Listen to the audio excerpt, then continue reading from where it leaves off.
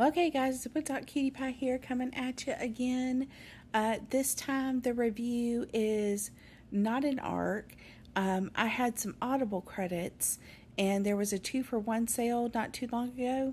And I got this book because it looked interesting to me, and I'm kind of getting into my hockey romance era.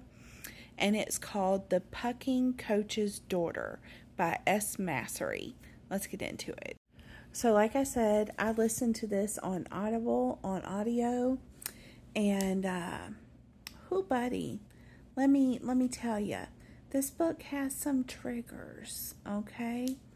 And I highly recommend that if you have any issues with consensual non-consent or grape that is quasi-consensual, you definitely need to read these trigger warnings, okay? And ascertain if this book is really for you. So another point of fact, this was my first S. Massery book. I got it because, like I said, I had the Audible credits. That being said, don't get me wrong, I love a great reverse harem. I love Why Choose. I love dark romance. I love bully romance. And I'm really starting to love hockey romances. However, there is an element in this book, a particular scene that happens to the FMC that is highly traumatic, okay? And it involves attempted grape, okay? And later in the book, as a form of punishment, something similar is done by the MMCs. Now, I'm not going to get into any more details than that because I don't like giving spoilers with my reviews. But yes, you need to be aware of that. And again, I strongly urge, if you have any issues with consensual non-consent or grape of any kind or anything of that similar vein, this book is probably not going to be for you. That being said, this book centers around Sydney, our FMC, who has had a pretty rough life to date. A very absentee mom with a lot of issues. A dad who seemingly walked out on those issues.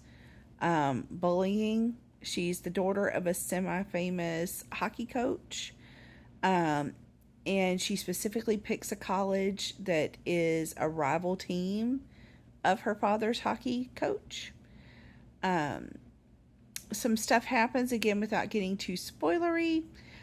She meets her dad's players, or some of them at least, by breaking into his hockey captain's house. Because she believes that the hockey captain has something that is hers. The captain, Oliver, and the goalie, Penn, both take an interest in making Sydney's life not so fun after she does.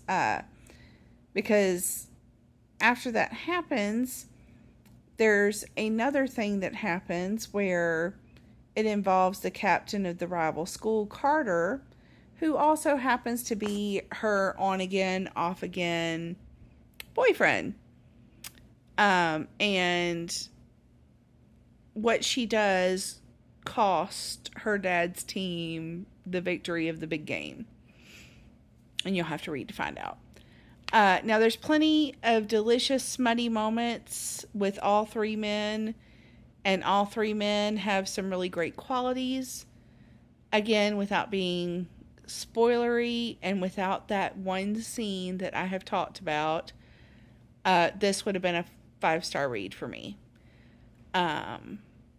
But since it did include that scene, and I truly believe that that scene could have been done so differently or just completely left out, it went down to a 3.75.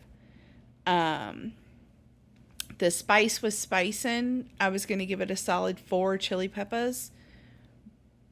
But as soon as that scene happened, it literally went to 0. There was no longer any attraction for me with the MMCs after that scene. Now, that being said, will I read more by this author? Absolutely. I'll try them again, for sure. Would I recommend this particular book? Maybe.